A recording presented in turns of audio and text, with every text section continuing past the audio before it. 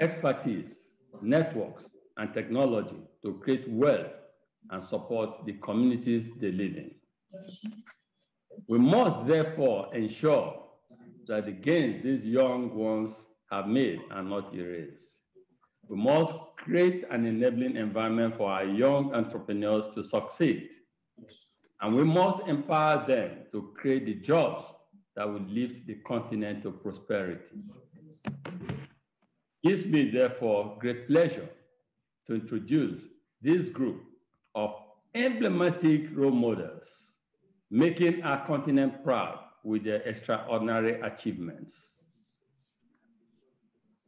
My big brother, His Excellency, President Paul Kagame, the President of Rwanda. My sister, Dr. Ngozi Okonjo-Iweala, the first woman and African to be appointed as the Director General of the World Trade Organization. My good friend, Dr. Tedros Ghebreyesus, the Director General of the World Health Organization. And my longtime friend, Mr. Mata Diop, the Managing Director and CEO of the International Finance Corporation, IFC. It is great to have you all here today. Africa, indeed, is extremely proud of you all. I must also congratulate Ngozi and Mata on their recent appointments tasked with two important global organizations dealing with trade liberalization, private sector development, and poverty reduction.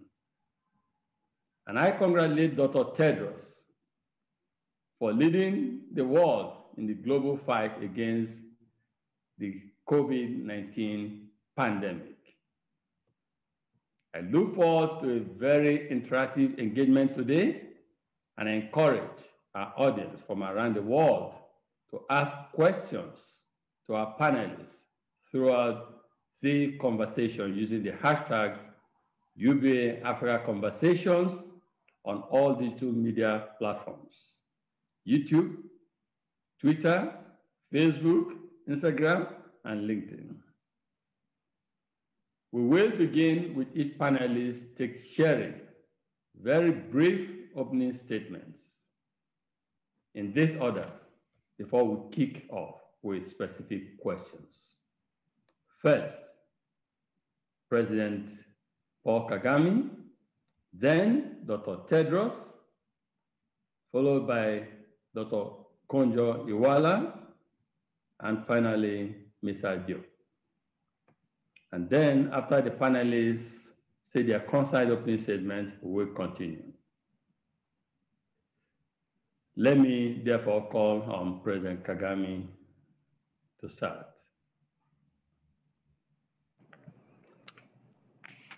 Thank you, Tony, and greetings to you all. My sister Ngozi, Brother Tedros, and my brother Maktar. It's good to be with you and happy to have this discussion with you. I thank my friend Tony for organizing this occasion and for the invitation for us to come together to express our ideas and views. Africa has been hit hard by the COVID pandemic, and its economic and social effects are very clear.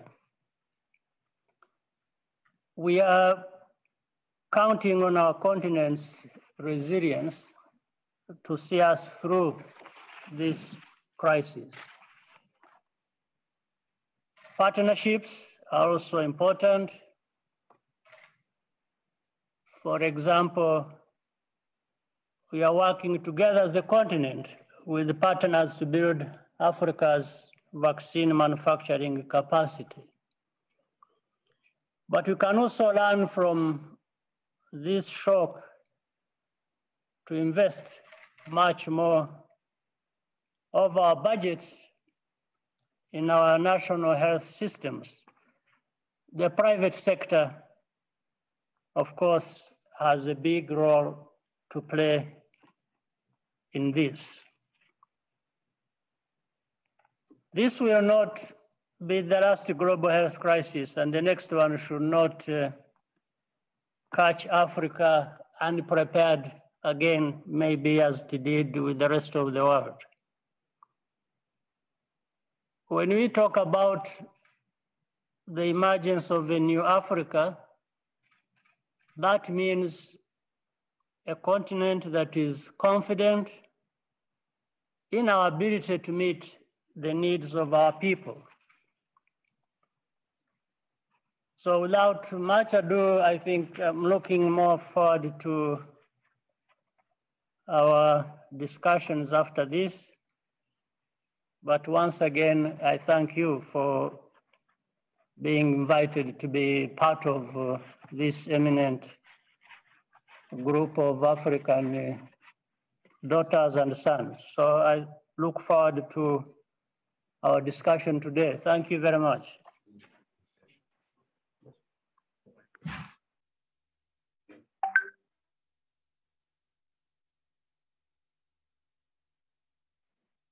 Do you want me to continue, Tony, or I was waiting for?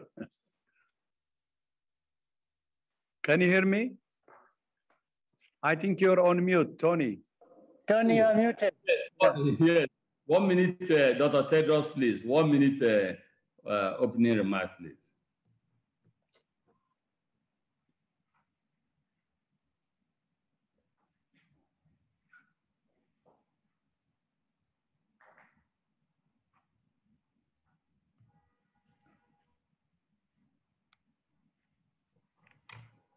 Dr. Tedros, please. Thank you. Thank you very much, Tony. And thank you so much for inviting me to join you today. And my greetings also to His Excellency President Kagame. Amakuru, my brother. And also to my sister, Dr. Ngozi, and my brother, Maktar. Although Africa has not yet seen the same scale of devastation from the COVID-19 pandemic as some other regions, the impact has still been profound for lives, livelihoods, health systems, and economies. The poor and vulnerable are hit the hardest. Africa has not escaped COVID-19, and we cannot let down our guard. What's happening now in many other parts of the world can also happen in our continent. With the support of COVAX, as you know, 47 countries in the African continent have started vaccinating. However, the volumes of vaccines are nowhere near enough. So far, Africa has administered just over 25 million doses, or 1.5% of the global total. This is very tragic. WHO is working day in and day out to bring immediate solutions for the equitable distribution of vaccine doses. But it's clear that Africa cannot rely solely on imports of vaccines from the rest of the world. We must build that capacity, not only for COVID-19 vaccines, but for other vaccines and medical products. The cooperation of the private and public sectors will be essential in this effort. I know that this is an area that President Kagame feels very strongly about and is working towards, and he's taking concrete action. WHO is also working with the African Union to establish the African Medicines Agency, where we will continue our financial and technical support to establish the African Medicines Agency and to build a strong regulatory institution for Africa. More than anything else, the pandemic has demonstrated that health is not a luxury item or simply an outcome of development. It's a human right and a prerequisite for social and economic development. Thank you, Tony, and back to you, and I wish us a successful discussion. Great. We come to talk about the vaccination of Africans and vis-a-vis our population. Dr. Ngozi Okonjo-Iweala, please. Well, thank you so much, Tony, and my warm greetings to His Excellency President Kagame, to my brother Tedros and Makta, and to you. It's good to follow right on behind Dr. Tedros. Today is Africa Day, and as we reflect on what it means, and we think from my own part that our youth is what we have. Youth is gold to us if we can mobilize our youth productively to try to recover from this pandemic. I'm very proud the continent has done so far in coming together. Our leaders really try to build a One Africa approach to this by building the vaccines acquisition group, by building the medical supplies platform, by bringing together the COVID-19 envoys, of which I was privileged to be one. So congratulations and supporting CDC. But if we are to recover sustainably from this crisis, we have to correct the vaccine inequity that is so evident in the world today. We have vaccinated so little of our population is not acceptable. The fact, as Dr. Tedros mentioned, that we import 99% of our vaccines and 90% of our pharmaceuticals is not acceptable. But going back to vaccines, the IMF just did an interesting study where they showed that if we spend $50 billion additional to vaccinate 40% of the world's population by 2021 and another up to 60% by 2022, we will be able to reverse this vaccine inequity, and the world can actually gain $9 trillion more by 2025. I mean, the numbers are staggering. Compare 50 billion to 9 trillion that we could make if we did this right. And because I'm a finance minister, we could collect an additional $1 trillion in taxes. This is something they've also talked about. So it's important for the world that Africa, that we reverse this vaccine inequity and Africa benefits from it. We cannot recover sustainably without it. So we have to fight for it, whether it's getting more vaccines in from outside production, whether it's manufacturing our own. And the WTO stands ready to do its bit to keep supply chains open for this manufacture. We had a meeting in which my brother Makta participated, in which we talked about how to finance this additional production that could be done in Africa. And Dr. Tedros was also there to lead us up. So let me end by saying that when we do this, not if, when we reverse this inequity, we'll be able to create the type of platform, the type of hope that we give our young entrepreneurs, epitomized by someone like Shola Akinlade, the founder of Paystack, who addressed presidents at the recent Paris Financing Africa Summit and showed the world that Africa and its youth can be part of the present, but also a very important part of the future. Thank you. Well said, Dr. You're almost like leapfrogging the conversation. You call it vaccine inequity, and I call it vaccine nationalism. We'll talk about this extensively. And thanks for that interesting opening comments, as usual. You call yourself finance minister. That was your word before. That was your word before. Okay, let's hear Makta Diop, please.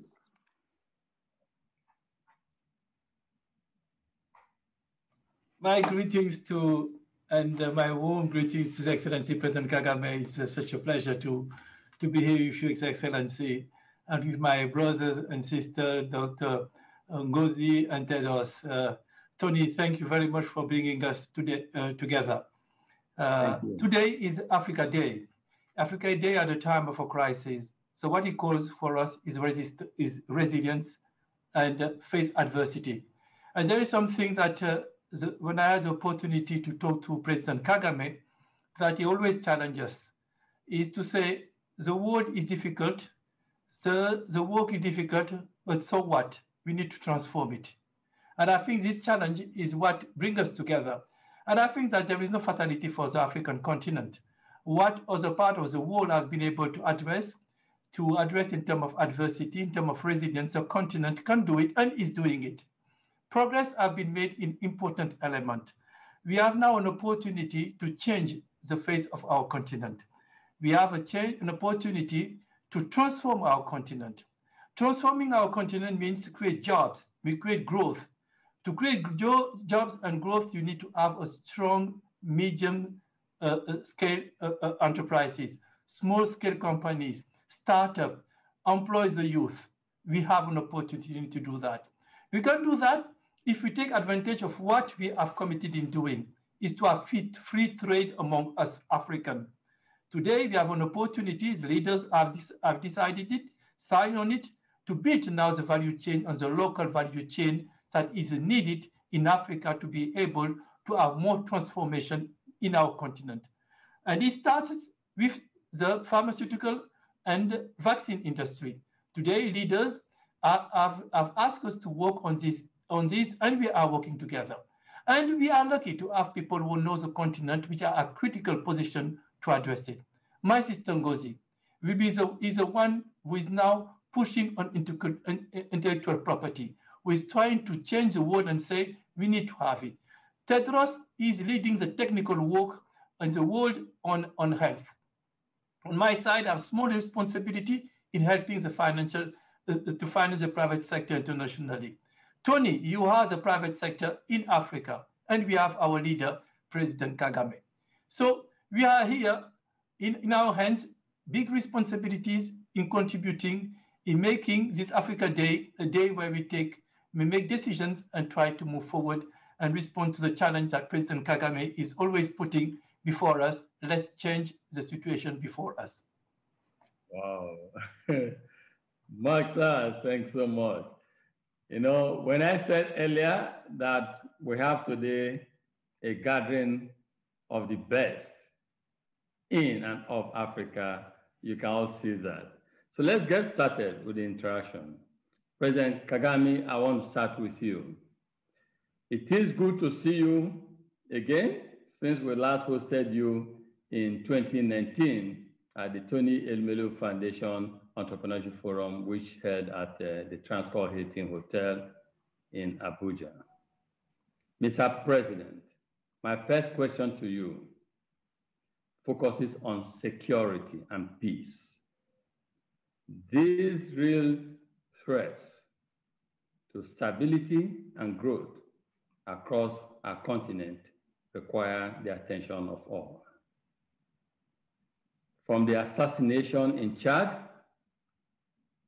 to the Gulf conflict between Ethiopia, Egypt, and Sudan, to the rising extremism in Nigeria, growing issues of mercenaries in Libya, tensions in Tigray, as well as the intractable violence in the Sahel region, and more indeed. What are our African leaders doing to combat this rising insecurity in the continent, which threatens any prospects of sustained growth and widespread prosperity, which we need in Africa today? Mr. President. Well, thank you. First of all, I wish we didn't have to ask the question as to what the African leaders are doing to stop the crisis going on across the continent, but rather ask ourselves what we should be doing or should have done to actually prevent them from happening in the first place. Because it's been decades since we have had crises of different kinds. I think the best thing African leaders and all Africans, and leaders, I don't mean just presidents, prime ministers, I mean leaders of many people in their own rights, including yourself as a business leader and the brothers and sisters on the panel who play leadership roles in different ways or have been doing so in the past. I think the main thing is for us in Africa to invest in one another, or at least thinking about one another's well-being so that we do whatever it takes for us to create a stable and sustainable African continent. But the continued emergence and even spread of crises like these, conflicts, there are so many. I would have added Mozambique and then Central African Republic, and when you are settling down with one, there is another one coming up. I think we need to invest more time and more so resources, but mindsets as well, ourselves, to say we need peace in order for the very things we talk about. So we must put in place good politics. First, domestically, every nation, every country has many issues to deal with. And then you have other issues to deal with across countries. So we can't just switch off conflicts or crises unless we invest in addressing the root causes of these problems. And this is a hard task. It is a task that you don't carry out or achieve results thereof in a fortnight, but rather we need to really walk the talk as well, because we meet every time, whether it is at the AU summits or other sub-regional meetings, and leaders meet to address problems, but it keeps going around almost to where we started from, and we keep seeing more conflict. So I think we need to put a sense of urgency in this. We need to be a little bit more serious in doing things rather than just talking about things, because we have crises, we have poverty that we need to address, we have this opportunity for growth across the continent with the youth, with the women, with building systems and institutions to help us overcome that. But we can't drop the ball right in the middle of it for smaller interests or benefits and forget about the continental. Now, for example, in place there is African continental free trade area that has been created. We must capitalize on that and benefit from it so that we just don't have it in a name, but in real practice, we are not realizing the benefits of that. And we won't realize the benefits until countries work together in peace and have security and in stability. Then the whole thing is we are doing very good things on one hand, then on the other, we just miss the opportunity of what those things would give us for our future. So it's a big challenge. Talking about it is simple. As you asked me the question, I can easily answer it, but I think we need to do more of the things that give us the results we want than just turn the whole thing into an academic exercise. So thank you very much for the question. Dr. Kagame, I said, Doctor. President Kagame, always very practical. I'll come back to you on that because it's something that we need to fix in Africa as a key factor for the development of our continent, and we know you have a track record in that area. Now let's turn to Dr. Tedros. Again, my brother, the last time we physically saw each other was at the 2019 28 Melu Foundation Entrepreneurship Forum in Abuja also. It is indeed astonishing to think of how much the world has changed since then. With the development of the COVID vaccines, humanity sees a chance to curb the pandemic and return to a semblance of normalcy. However, the stampede for vaccines, as the stampede for vaccines increased, we are witnessing the rise of vaccine nationalism. Our sister, Dr. Konjo-Iweala, called it vaccine inequity.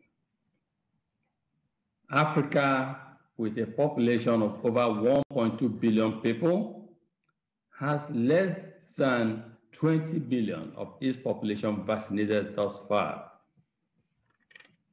The question, how can we ensure fair and equitable access of the vaccine for all? Realize and noting what Dr. Konjo-Iweala said, knowing her for her statistics, that by investing just $50 billion US dollars, we can get further wealth in the world of $9 trillion US dollars. And in fact, nation states can make $1 trillion US dollars from taxes alone. Dr. Tedros, I really admire you, proud of you, but I don't envy you sitting there at a time like this. But we know you're capable. Over to you, please. Yeah, thank you. Thank you very much, Tony. This is a very important question. And as you rightly said, the share that Africa got so far is only 1.5% of what's delivered. And it's insignificant. You can't even count. And the problem is, I think I have said it many times, it's vaccine nationalism. I even said yesterday during the assembly, it's very difficult to find any diplomatic word for this. We have to say it straight, and it's vaccine nationalism. And many are calling it even vaccine apartheid. I think that also represents it. So I think discussing candidly is very, very important. We need to have an honest discussion on this, and that's what we're trying to do from WHO side. Although it triggered some challenges when we started saying those words, but telling the truth is important in order to overcome the problem.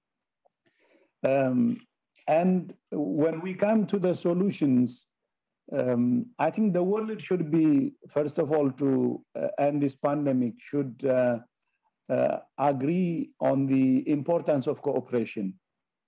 There are three ways that countries can engage each other. It's cooperation, competition, and confrontation.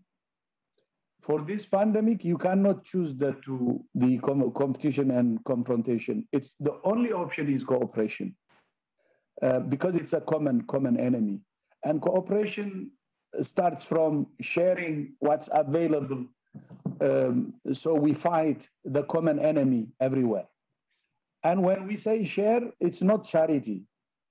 It's actually in the interest of the whole world, even in the interest of the developed countries who can share. They're better protected when they share than when they only try to protect their own people. So the immediate we're pushing now is sharing. And we have some good news, especially the past 2 weeks. US has announced the largest 80 million doses to share, and many other countries, France, New Zealand, Norway, have already announced. And Sweden, Denmark, I hope this will continue, and this will help us to address the critical challenges that we have now. Then we have the immediate and long term. For the immediate and long term, we need to increase the volume of vaccines we have, and for that the manufacturing will be key. And we have the CTAP for technology transfer. There is voluntary licensing that AstraZeneca had started. We are encouraging others to do. And then that could include intellectual property waiver. The US had already supported, and many countries are supporting. Yesterday, probably you heard during the assembly, the Prime Minister of Spain was very strong on that. So we should use all options we have, starting from voluntary licensing up to IP waiver, to make sure that there is enough production of vaccines to increase vaccine coverage in all countries.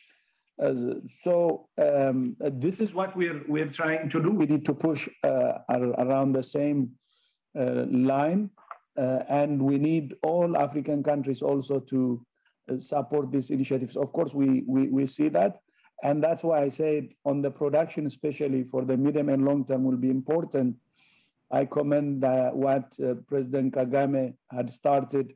He already started some pretty practical steps for local production, and that will help. And European Union is also ready to support, and we need to speed up those initiatives in order to increase the production in the medium and long term and end the pandemic. Thank you, and back to you, Tony. Thank you very much, Dr. Tedros. Again, as I said earlier, what a time to be the Director General of the World Health Organization. We're proud of you. You're doing very well. Let's turn to our sister, Dr. Ngozi Okonjo-Iweala. Dr. Okonjo-Iweala, as head of the World Trade Organization, what are some of the immediate policy actions that must be taken by African countries to address the historic global trade imbalances and catalyze economic growth on our continent? Well, thank you very much, Tony. Before I answer that, let me just give a bit of a shout out to my brother, Dr. Tedros. You know, people don't know he created something called the Act Accelerator. Maybe people know, in order to try to accelerate the access to vaccines, therapeutics, and diagnostics. And also the COVAX facility, we were all there to create and design and get this working. And the whole purpose was to try and assure equity of access. And the idea was that the world should vaccinate 3% of the population who are frontline workers, and then another next 20% of vulnerable. And if everybody did that, we would have had access in an equitable fashion. But some countries decided to do otherwise and vaccinate everybody. And then we got into this situation with scarcity of supply and inequity. So we really need to commend him. I'm just following you to say we are proud of what he's doing. So coming to your question of, what do we need to do to catalyze recovery and economic growth? Let me just be quick. I think first and foremost is to solve the health problems that we have. And we've said enough about that, and so I don't go into that. But the next few actions we have to do is to see on the short-term economic policy side, how can we get more fiscal stimulus into our economies? The developed countries are recovering very fast because they've been able to implement massive amounts of fiscal stimulus. For the rich countries, 28% of GDP. For the emerging markets, 6.9%. And for poorer countries, just about 2%.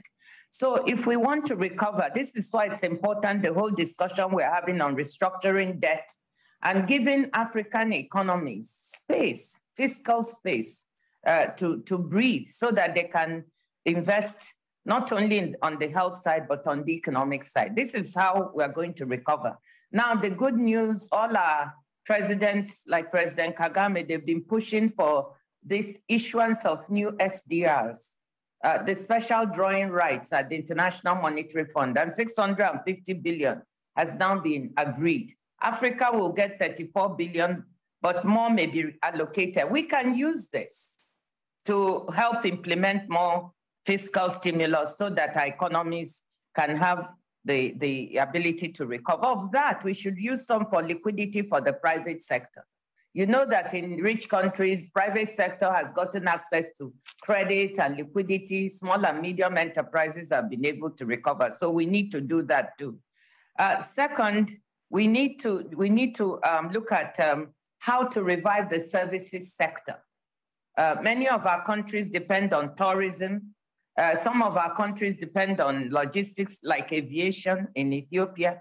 How to get those industries revived using these resources is very important so we can get them going. So these are all in sort of in the short term. In the longer term, of course, or the medium term, we know we have to diversify our economies. We are too vulnerable to movements in commodity prices. You have seen it during this pandemic. You know, the commodities we depend on have seen a lot of fluctuations, be it minerals or oil or gas, too much fluctuation. Actually, the countries that are doing better on the continent are those that have more diversified economies. So we need to do that in the longer term. And of course, take advantage of the African Continental Free Trade Area to specialize some of our countries in production, trade more with each other, and also trade more with the outside. Let me stop there. I think those are a few things we can do. To hit the nail, I wanted to ask you a follow-on question. You know, talking about the AFCTA, newly Senate is ratified by African presidents. What are your hopes and ambitions for this world's largest trade area? Not trading volume, but trade area. And would you advise African governments attempting to industrialize and build manufacturing capabilities to benefit on the immediate and long-term benefits of the AFCTA? No better person to address it than yourself, Dr. Konjawa.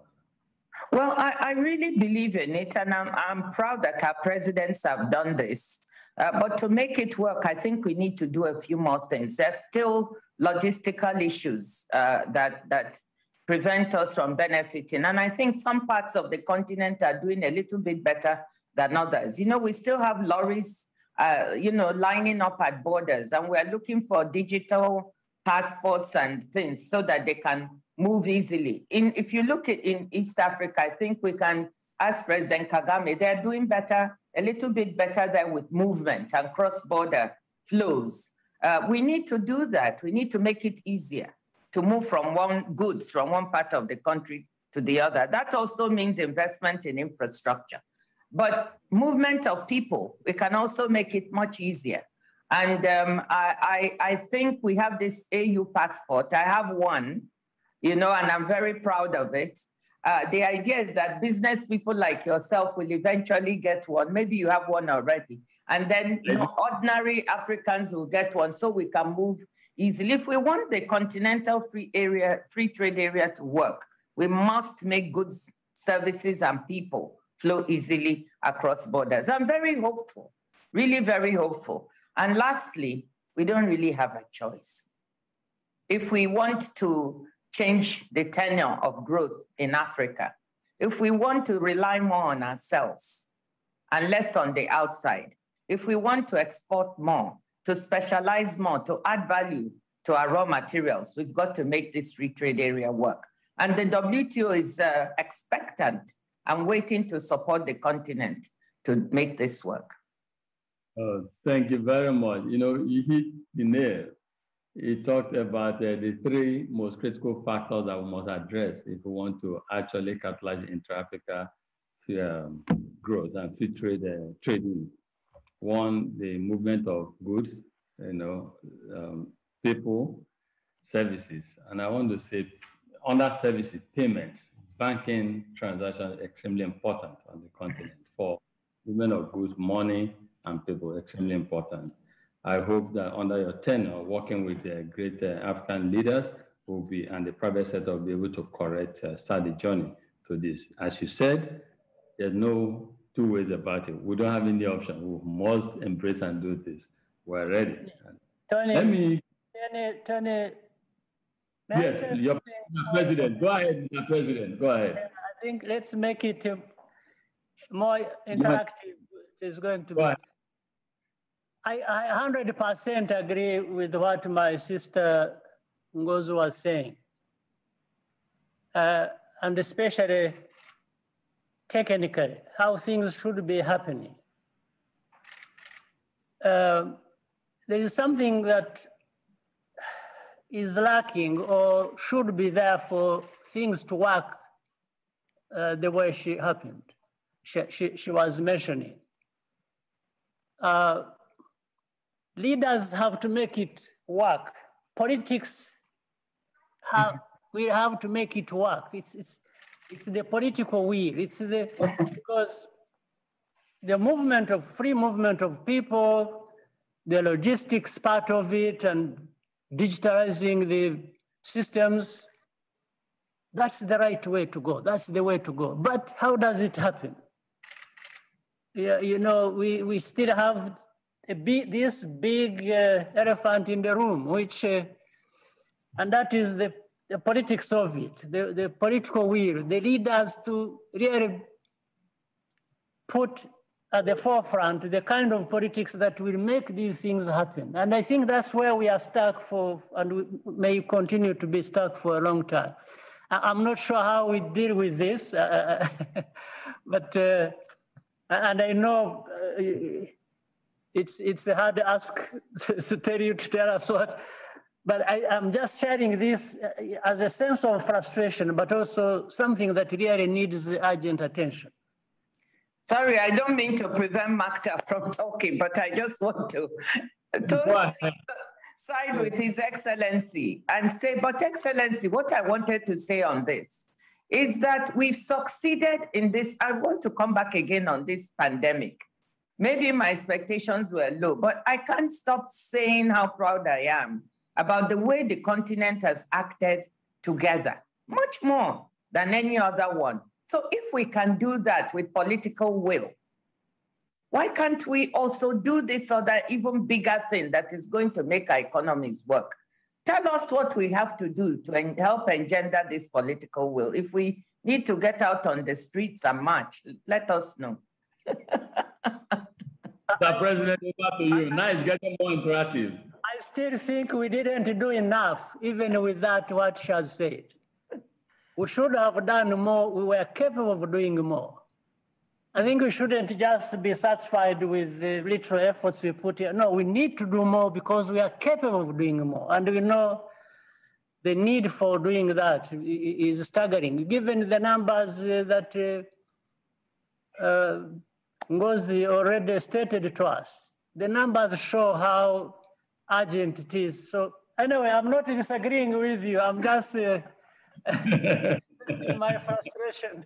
Okay. Yes, thank you for our conversation. Our audience are listening. They of you, and they're excited about this kind of conversation going on. So, Dr. Okonjo-Iweala spoke about infrastructure. Now, let's go to Mr. Infrastructure. Let's go to Diop. My brother, as the head of the global institution committed to strengthening the private sector in countries, in what ways is the IFC helping to build capacity of small, medium-scale enterprises and young entrepreneurs in Africa? And if I may add, we are seeing that the pandemic has increased our collective reliance on technology. And one lesson we have learned is that digital technology not only has the potential to create new jobs, but can actually boost productivity of existing jobs. As we look towards economic recovery in Africa, how can we enhance internet connectivity on our continent to assist our young ones, in particular, to leverage technology? Dr. Muta, please. Thank you so much, Tony. It is fascinating to hear really my brothers talking about this issue. One of the things which strikes me is that when we are in face of danger, we have the right reaction to regroup, to get together and go over that danger, immediate danger. What we are not good at is sustain our effort on the long run. And this is a different thing. And that's why our success, to my view, in our continent are patchy, because it's often a reaction to a big crisis which imposes us to survive. And therefore, we can gather and do what we have to do. But that, to my view, doesn't lead us, like President Kagame said, to the long run. It's like conflict. You mentioned conflict. You solve one conflict here, another one comes tomorrow, another one comes there. And at the end of the day, you are not able to move the overall project forward. So I think that one of our challenges is to move out from this reactive mode to a mode which is a much longer and sustained and consistent work about that. And I think everything that has been said are important. But I think that the more we will be able, first of all, to act collectively, to seek collective wisdom, because we all need the wisdom of each other to be able to drive and prepare the solution that we'll be presenting to the leaders to move our continent forward. So for me, this conversation, but transforming it in actions, is very important, where we bring different parts of the solution together to be able to address it. Secondly, we need to do more systematically document, systematize, and present what has made something a success. Why? Is it random? Is it by chance? Or was the consequence of a certain number of actions that we can repeat if we want? And highlighting those, to my view, could help us identifying specifically why we are not able to generalize that movement that will enable us to move. For instance, when I was once I had the chance to talk to President Kagame about digital, what he told me is, Marcha, it's nice to have digital, but why don't you think about digital also as a way to do many things at the same time? Being more trade between countries, being more peace between countries because they will be exchanging more data, but also be able to enact there a real market. And I think this is those kind of things that we have, to my view, to do more systematically. Let's take this crisis. This crisis has told us a few things that you all highlighted. We don't have a health system which is solid in our continent. People are not being vaccinated. People are forgotten when there is a crisis. And it will happen again. Don't expect that things will change if there is another crisis. So what are the lessons that we are drawing from that? Let's build our systems. We sit together, have levels, and we will not be able to build a solid health system, a solid vaccine system, a solid pharmaceutical system if there is not a level of specialization. So we have before us a problem to solve, and moving from that and addressing it and learning how we can do that, for me, would be a good way, at least a small contribution to that conversation. We have here a level where we don't have enough of local value chain, of sub-regional value chain. We can build the value chain, and that will require a level of specialization between countries.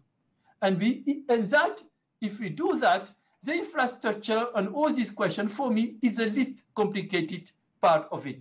The most complicated part of it is to be able to, as President Kagame said, to set those goals, those targets, and be able to do that. There is no region, for instance, that in the digital world will not be competitive. By the end of the year, 100 terabytes of submarine cable will be coming to the continent. In a year and a half, another 180 terabytes will be coming. So 300 terabytes will be on the continent by the end of 2023, 30 times what we have today. So capacity will not be the problem anymore. It's us, it's the continent to do that. So I will not give you a list of what IFC is doing because that will be boring to you. But this is what, and when we started talking about it, this time I said to our teams, I don't want a trade financing facility which is looking at trading, helping African companies to trade with outside. I want a trade facility which helps trade within Africa. They told me financing companies. I say, yes, large companies can get money. What create jobs is MSMEs. What can we do for MSMEs? And it will be hard work, and we will be having obstacles, but we need to address them in the open as we go. Sorry if I was busy that long to my friends and to His Excellency President, but I just wanted to react to it and not just to give a list of what IFC is doing. Exactly what we expect, Mata, and you're not disappointing me at all. And I like that new paradigm you bring to the IFC, not about trade with the rest of the world, but what can we do? And sorry, Tony, I will not leave off the hook, my brother, because now when we will have these things done, I will ask you to put money in it, as you are doing. So we will need to have all of us chipping in wherever we are. And I know that you will do it because you have shown in other sectors how you can do it. So these pharmaceutical and vaccine industries that we want to bring in the continent, we will need also our private sector in Africa to contribute. Dr. Bata, my wife is a medical doctor, and just on Friday, I met with the ambassador of the Czech Republic to Nigeria, and we're just discussing what you said now about pharmaceuticals to see how she and her business can diversify into that. But you hit the nail, you know, it's interesting. You're saying that the internet and the digital capability of infrastructure in Africa will improve. It's a question of how prepared are we to take advantage of that.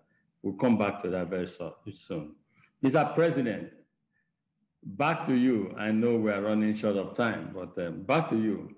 We've had 3 industrial revolutions, the first, second, third, and now the fourth, which is called the digital revolution. My question is, how do we position Africa to make sure that we do not miss out on the digital and technological revolution we see around us? And how do we leverage this to improve poverty reduction, social improvement in social welfare, and increase in productivity and prosperity in Africa? We have understood for quite some time now how important these revolutions are. And we are witnessing the 4th industrial revolution, which everyone in the world talks about and talks about the benefits of it. Yeah, most of these things that have already been discussed and eloquently expressed by the previous colleagues, speakers who have just spoken. How do we make sure that they help us achieve, because the 4th industrial revolution cuts across sectors. Therefore, so how can we leverage it? I think Maktar has also talked about that, and earlier, Madam Ngozi. So how, and we're talking about our young people, the youth, we are talking about connecting our countries, and be it the free trade area we have created, and then the finding ways we can make it productive for us and more meaningful, whether it is small industries, medium, big scale, or whether it is the movement of people, reducing on that, using more digital whether it is in the process of accountability, whether it is in the process of governance, or, name it. And we have learned from this pandemic, when every aspect of life almost came to a halt, we were saved where things were saved by the application of the tools created by this fourth industrial revolution. There's no question about it. There is no home, there is no office, there is no country that did not actually benefit from this where it was applied, because that's what we were left with when everything else came to a halt, when there were lockdowns, when there were all kinds of things. So we have already tested the benefits to a great magnitude. And therefore, all we need to do is, we don't need even much preaching because we have already experienced it. We just need to do the practical things in terms of investments, in terms of making these tools born by the Industrial Revolution work for us in every sector. Whether it is we've seen how health systems have been served well by this. Again, just reminded by the tragedy of the pandemic we have faced. And the good thing is our young people, those who have been trained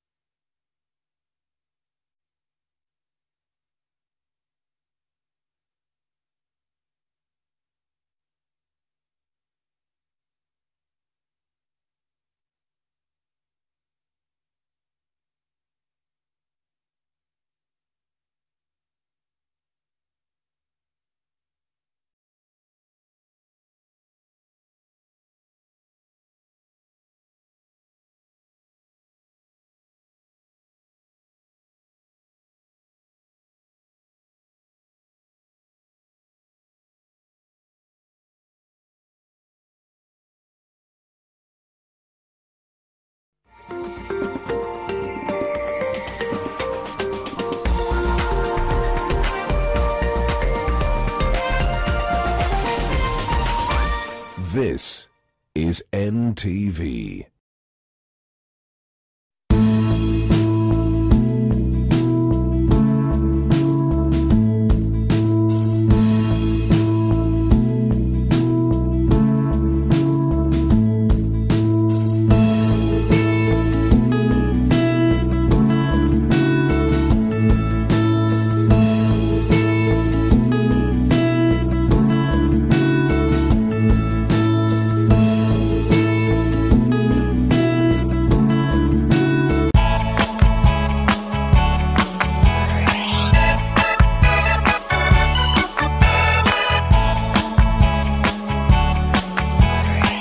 Made a lot richer, thicker, tastier. Only when life goes mosmos, it's a lot tastier.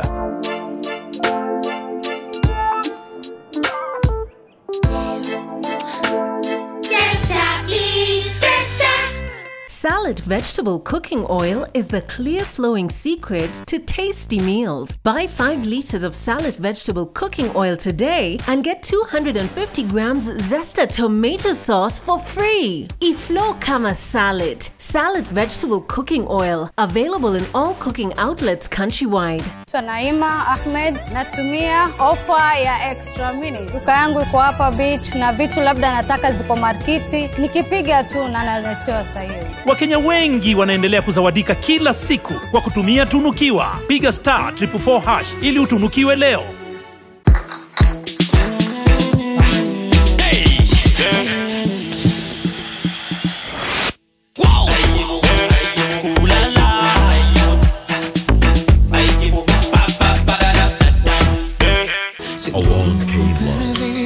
I know that I'm not good enough for you to do it, so if you still want to, you can go and seek out Lashana because I'm not going to stop you anymore. What I need to do is get out of your vineyard because that's what's best for everyone. Doesn't matter how much I love you, and the ways I show it to you will always prefer her. Why do you always hurt me like this? Have I failed you in some way, David? Please tell me. What happened No, last you know night? what, David? I don't want to listen to you. You've already made your decision, and by the looks of it, you're very happy with Graciela. So take your excuses and lock it up with you. Along came love. Weka chini leo. By simply placing a bid, you can own a car, a cooker, a television, a phone, a water tank, or even a plot. Get on your phone now. Weka 40 shillings chini and bid. Weka chini leo ujishindie. NTV Jioni, habari za kina, fasaha, tendeti na za kuaminika.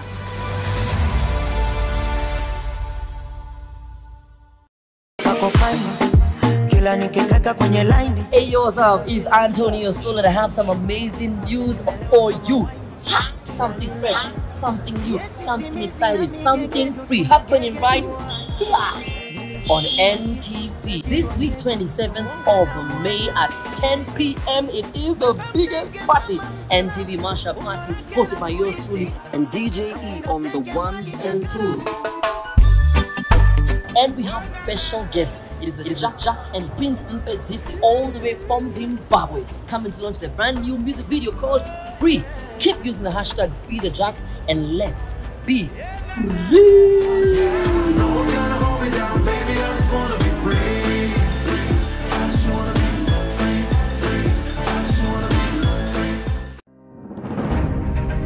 What is the future of Africa's digital landscape? What are some of the frontiers of growth that companies are looking to tap into as increasingly the continent's economy becomes integrated with digital platforms? If you look at businesses today, they have to compete in an ever-challenging environment.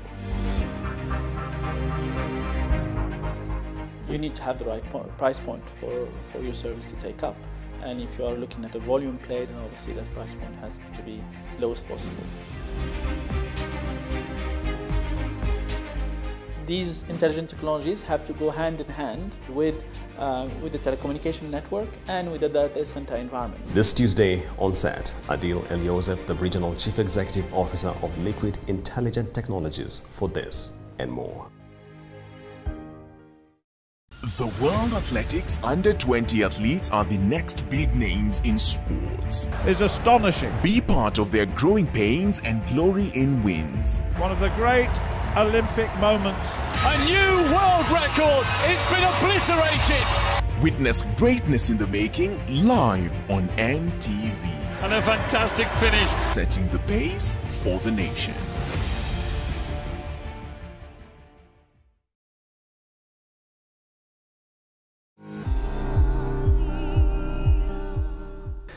Napendeza? Naona umefanya vizuri kabisa. Asante sana baby.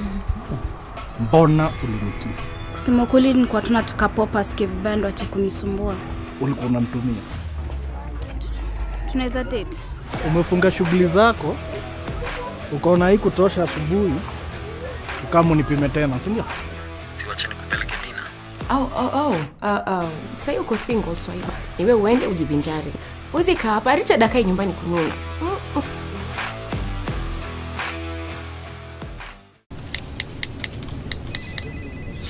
What? Juicy, Joseph.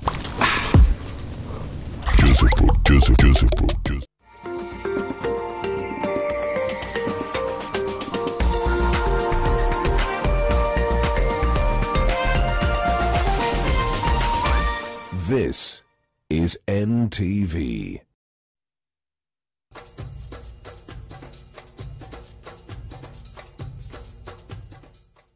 Sit down and discuss candidly on how this pandemic was led and how the whole continent responded.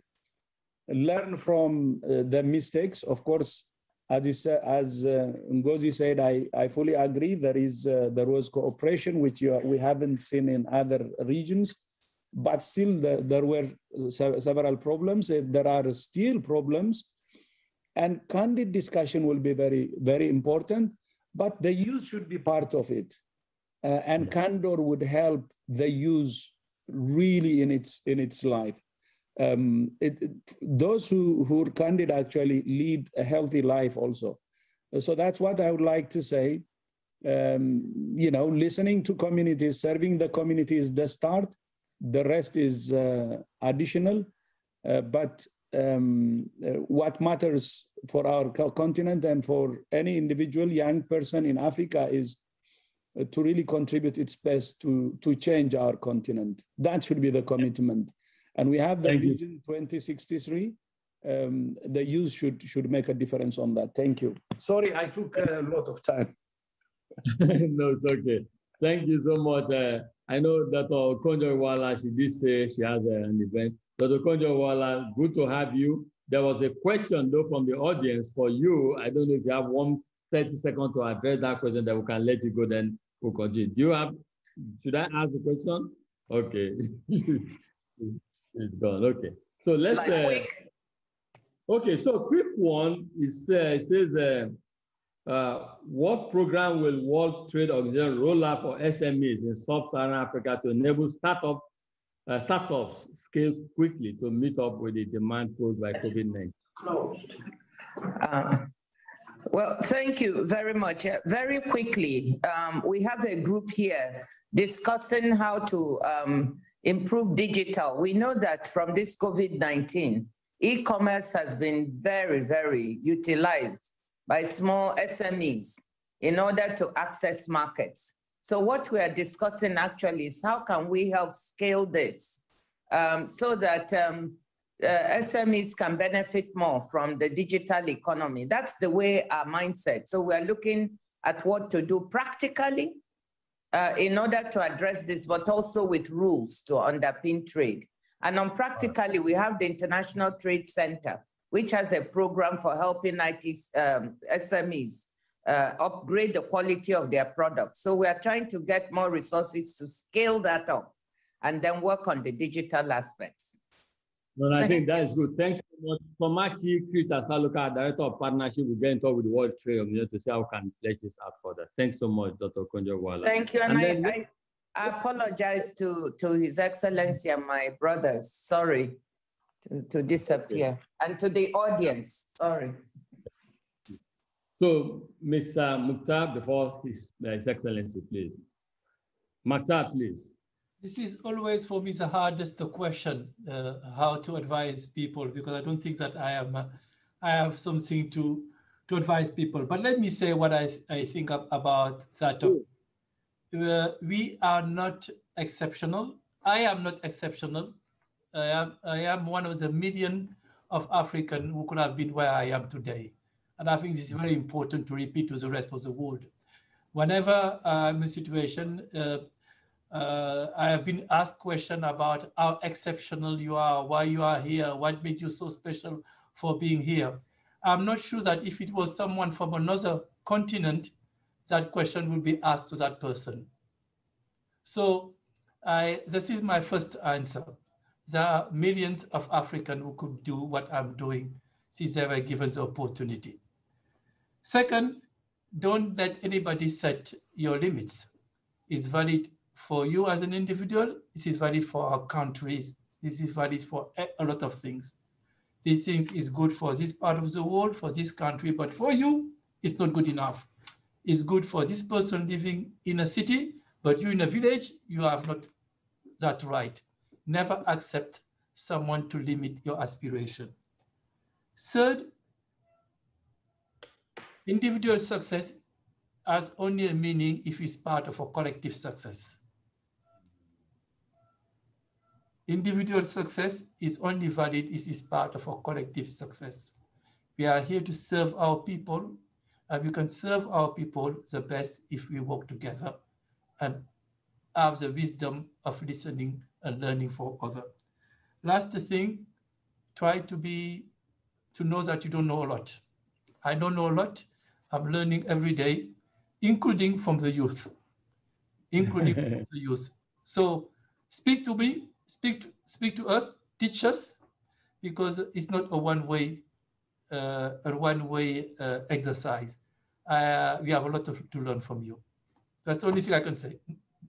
Your humility is totally disarming. To say that you rose to that office and yet you don't think you have something to offer is height of your humility. You know, thanks for, and you did say some, I've written down here, you said, don't let someone limit your aspirations. And also individual success is not enough, it's collective success. And that is all we need in Africa to make progress. Let's go to our dear President Kagame. President Kagame, please let me throw in a question from the audience so you can take both together. And it says, President Kagame, you are famed for your speeches calling for a reimagined relationship between Africa and the rest of the world. What must this 21st century relationship of mutual respect look like? Over to you, Mr. President. Start with the first one by saying each one, for the young people, start with yourselves individually and say, what do I want in life? What do I want to do? As you grow up, as many young people go to school, get education, they, you know, there are other things they get involved in, rightly so, as a matter of their rights. Because then, therefore, there is something you must give to yourself that builds you up to the level you want, or that will probably, in the end, see you successful in life. Because even if you want to help others, which is always going to be the best thing if you can extend your capacities and what you have to others, you must have something. You can't give what you don't have. So you must build something that you'll be able to give, but will also serve you.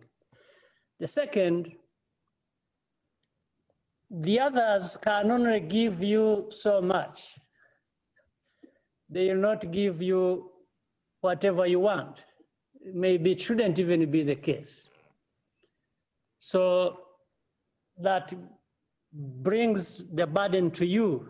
You challenge yourself, the young people, and say, don't expect too much from others, because even others, even if they gave you anything, they can only give you so much.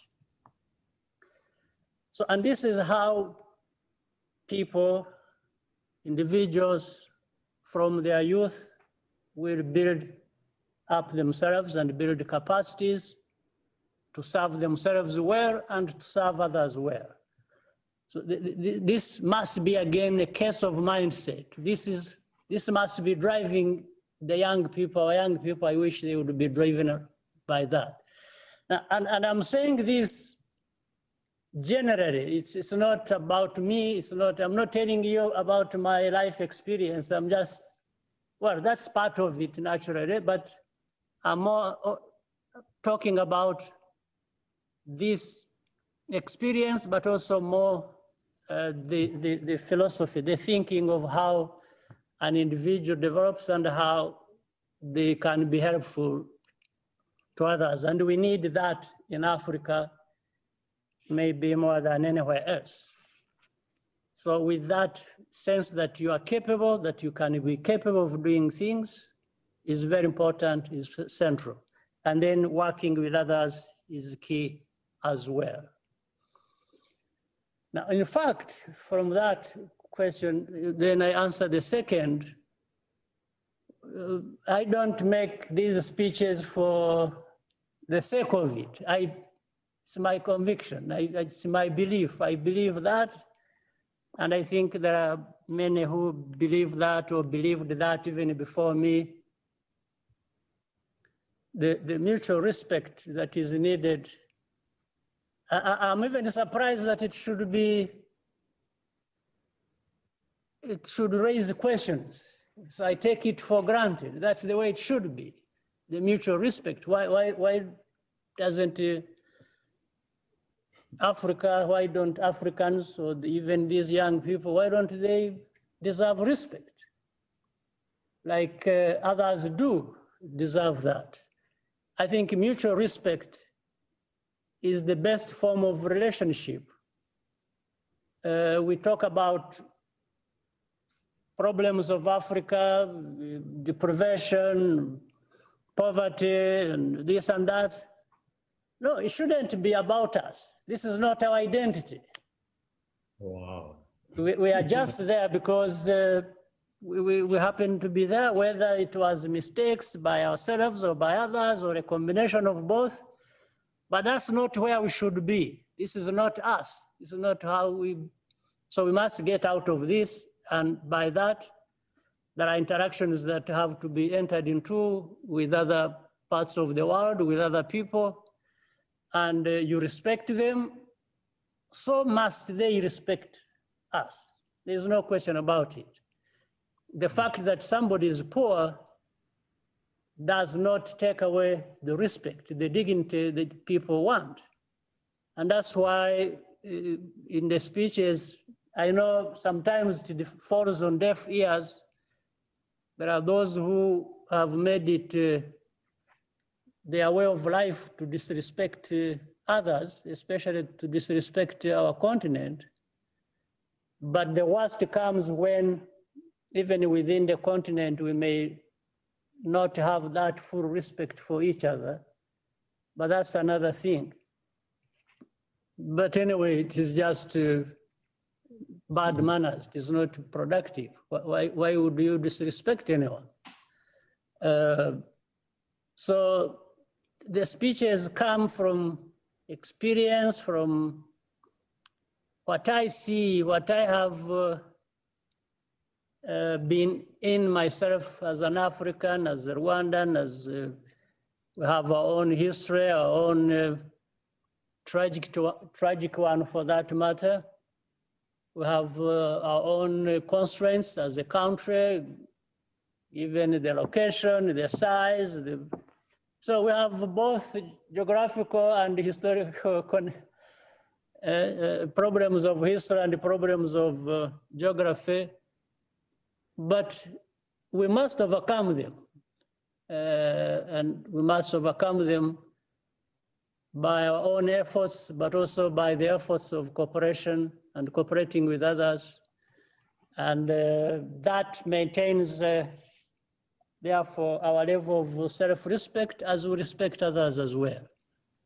Great. So that's what I have for you. And I shouldn't forget to wish everyone a very happy Africa Day, because this is what it was. And again, it shouldn't just be something that passes. It should be something that causes us to pause and reflect and say, tomorrow, next year, Africa can be a better place. Africans can do better and more, and young people can grow better as well. Great, Mr. President, thanks. You say poverty is not our identity as a continent, and all of us here agree totally with that. Totally. Poverty is not our identity, and that's why we're extremely proud of each and every one of you. Do your own things in your own sectors and spaces to help uplift Africa, especially our young ones, to whom the future of Africa indeed belongs to. I wish we had more time, but it's 1:21 p.m. already. And next year, maybe we'll do 1.5 hours and not be too ambitious to say 1 hour. Let's begin to wrap up. I want to thank our panelists for taking time out of running countries and multilateral organizations to join us today. I want to thank you all for your insights, the great insight you have shared today. What a powerful conversation. Thank you collectively. And I believe the journey for a greater, more prosperous Africa has begun. To our panelists and viewers, on behalf of the Group Managing Director and Chief Executive Officer of UBA Group, Mr. Kennedy Uzoka, and the entire UBA world, I want to thank you for joining us at the UBA Africa Day Conversations 2021. We look forward to seeing you all again next year. To our panelists, we indeed are very grateful you make the time out for this event. Thank you very much. Thank you. Thank you very much.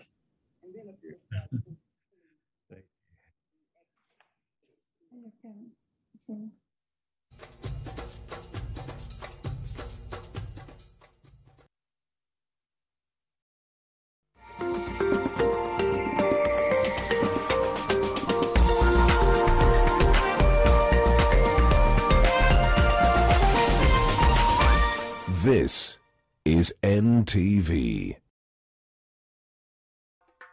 Did you know education policy stands the test of time irrespective of uncertainties in life like COVID-19?